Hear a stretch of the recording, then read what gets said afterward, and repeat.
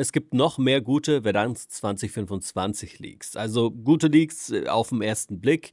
Über die Gefahren, die hinter Verdansk und so weiter schlummern, sprechen wir gleich noch. Also Gefahren ist jetzt falsch gesagt, aber Verdansk alleine reicht natürlich nicht, um Warzone wieder gut zu machen. Das ist auf jeden Fall klar. Trotzdem will ich über die neuen Informationen sprechen. Ich finde, die hören sich schon nicht schlecht an. Ich finde, die hören sich gut an. Und das sind Informationen von Charlie Intel und von The Ghost of Hope. Erstmal ist es so, dass Charlie Intel so ein bisschen drüber gesprochen hat, warum wir jetzt eigentlich mit Season 2 keine Inhalte für Warzone bekommen haben. Und das liegt wirklich einfach an Verdansk. Aktuell ist es wohl so, dass komplett an Verdansk gearbeitet wird, an Content für Verdansk gearbeitet wird. Und deswegen haben sie eben die Arbeit an Season 2 so ein bisschen runtergefahren. Charlie Intel schreibt, wir hören seit Wochen, dass Activision alles daran setzt, die Rückkehr von Verdansk inhaltlich so gut wie möglich zu machen, nachdem der Stand des Spiels in den letzten Monaten so schlecht war. Das ist einer der Gründe, warum Season 2 von Warzone absolut nichts beinhaltet hatte. Also Activision weiß, wie wichtig Verdansk ist. Activision weiß, dass da auf jeden Fall viele zurückkommen werden, das Game doch mal testen werden. Und gerade arbeiten die eben dran, um dieses Update, um das Verdansk-Update so gut wie möglich zu machen. Und ich hoffe, dass Activision bei der ganzen Sache weiß, dass es nicht nur um Inhalte geht, also nicht nur um Content geht. Verdansk alleine reicht nicht. Und das ist die Gefahr, von der ich gesprochen habe. Also, dass Activision denkt, die bringen jetzt Verdansk und dann ist alles gut. Aber das ist nicht der Fall. Verdansk wird Leute zurückbringen, aber dann muss sich das Spiel gut anfühlen, Anti-Cheat muss funktionieren und das Game muss dann auch weiter mit Content versorgt werden. Man kann nicht irgendwie ein Update raushauen und dann wieder loslassen. Das wäre wirklich, wirklich fatal. Weil wenn das passiert, glaube ich, werden die Spielerzahlen auf jeden Fall noch weiter fallen. Leute kommen zurück, um Verdansk zu testen, merken, dass sich das Game nicht gut anfühlen, gehen und kommen vielleicht nie wieder zurück. Und Leute, die aktuell das Spiel noch spielen und auf Verdansk warten, sind dann vielleicht auch enttäuscht und hören auch auf zu spielen. Also man hat hier auf Seiten von Activision eine unfassbar große Chance, die muss aber jetzt wirklich gut ausgespielt werden. Und ich drücke uns da allen die Daumen. Welche Version von Verdansk uns erwartet, wissen wir dann natürlich schon. Es wird eine Mischung aus Season 4 und Season 5 sein. Wie in Season 5 gibt es den Zug, der über die Karte fährt. Wie in Season 5 ist das Stadion begehbar, aber wie in Season 4 ist das Dach noch intakt. Also das Stadion ist offen, ist begehbar, aber wurde nicht gesprengt von oben. Und Train Station ist geschlossen wie in Season 4. Und ansonsten ist alles wie in Season 4 und Season 5.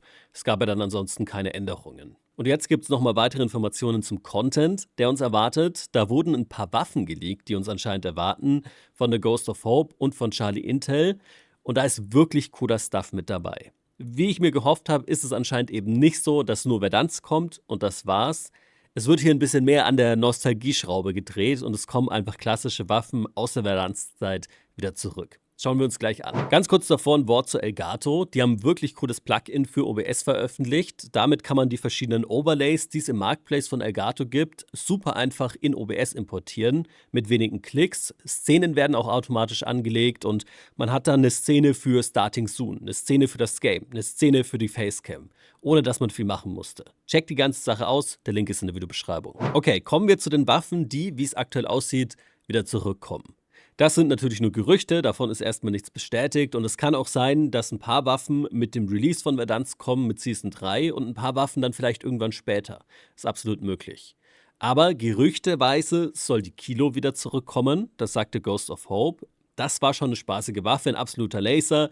Nicht meine Lieblingswaffe, aber auf jeden Fall eine Waffe, die viel gespielt wurde, die auch eine wirklich lange Zeit Meta war. Ein bisschen besser, oder was heißt ein bisschen, viel besser hat mir die Amex gefallen. Und die soll auch wieder zurückkommen, laut The Ghost of Hope. Das Ding war wirklich, wirklich, wirklich lange meine Lieblingswaffe. Man hatte hier eine Waffe mit einer langsamen Feuerrate, mit langsamen Kugeln, aber mit viel Schaden, bis er dann irgendwann totgepatcht wurde. Aber das hat bedeutet, die Waffe, die konnte man richtig meistern.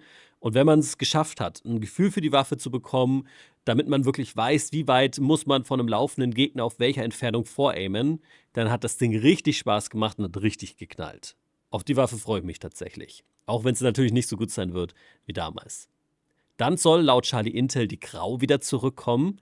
Natürlich auch eine absolute klassische Verdansk-Waffe. Eine Waffe, die man richtig, richtig gut ohne Visier spielen konnte, weil man hier einfach eine perfekte Zielvorrichtung hat, die wirklich wenig verdeckt und perfektes Aim einfach bietet. Und das Ding ist natürlich auch ein absoluter Laser gewesen.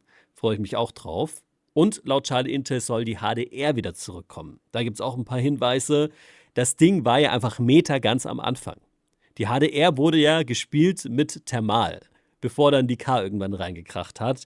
Und das finde ich immer noch crazy, diese ersten Metas in Anführungszeichen. Also ganz lange haben ganz viele, ich auch, MP7 HDR gespielt zum Beispiel. Man ist einfach mit der HDR rumgerannt und hat gesniped mit Thermal und ja, diese Anfangszeiten waren schon richtig crazy. Und anscheinend gibt es auch ein paar Hinweise laut Charlie Intel, dass der Rose Operator vielleicht wieder zurückkommt. Da bin ich ein bisschen skeptisch. Falls der zurückkommt, dann bitte direkt ohne Sichtbarkeitsprobleme. Vielleicht mit einem farbigen Skin außenrum, keine Ahnung. Also Rose war ein bisschen nervig, relativ lange. Natürlich für die Nostalgie wahrscheinlich nicht schlecht, Rose zurückzubringen. Fürs Gameplay bin ich mir unsicher. Call of Duty hat also auf jeden Fall einiges vor in Sachen Nostalgie. Und ich freue mich auf Verdansk, ich freue mich auf die Waffen. Ich habe halt ein bisschen Angst, wie sich das alles anfühlt. Ich bin da ein bisschen skeptisch.